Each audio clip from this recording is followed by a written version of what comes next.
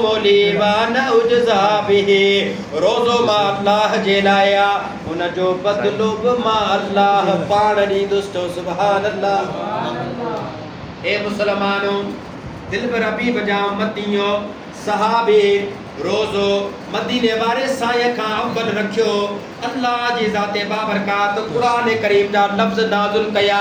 ए मुंहिंजा ज़रदारी भाइरो, मां अव्हां खां सवाल थो कयां, कुर्बानी करण अल्लाह जी रज़ा जे लाइ एॾो वॾो सवाब आहे, अज़ीम अजुर आहे। ए मुंहिंजा अदा, कुर्बानी का बाद में रोज़ो रखण बि तमामु वॾो सवाब आहे, पर अल्लाह उन रोज़े खे बि रद्द थो करे, उन कुर्बानी खे बि रद्द थो करे जेको रोज़ो ऐं कुर्बानी।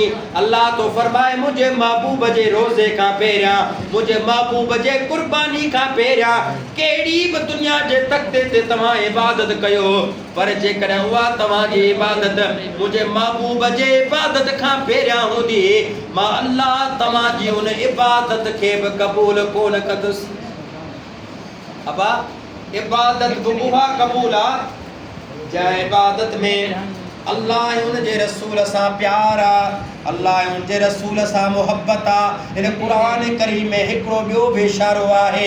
अल्लाह जी ज़ाते बाबरकात इरशाद फरमायो, या अय्युहल्लज़ीन आमनू ला तुक़द्दिमू। अल्लाह तो फरमाए, ए ईमान वारो, ला तुक़द्दिमू, अॻिते न वधो, बैन यदइल्लाहि व रसूलिहि, अल्लाह ऐं उन जे रसूल खां अॻिते न वधो। अब हाणे अल्लाह रोज़ा रखण खां पाक, सुभान अल्लाह, अल्लाह कुर्बानी करण खां बि पाक। रोज़ा अल्लाह लाइ रखिया वेंदा आहिनि, कुर्बानी अल्लाह जे लाइ कई वेंदी आहे, लेकिन हिते अल्लाह तो फरमाए त अल्लाह ऐं उन जे रसूल खां अॻिते न वधो।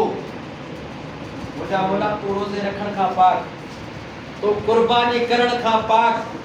अल्लाह तो फरमाए, हाओ मां रब जेके ये लफ़्ज़ नाज़िल कया त बैन यदइल्लाहि व रसूलिहि,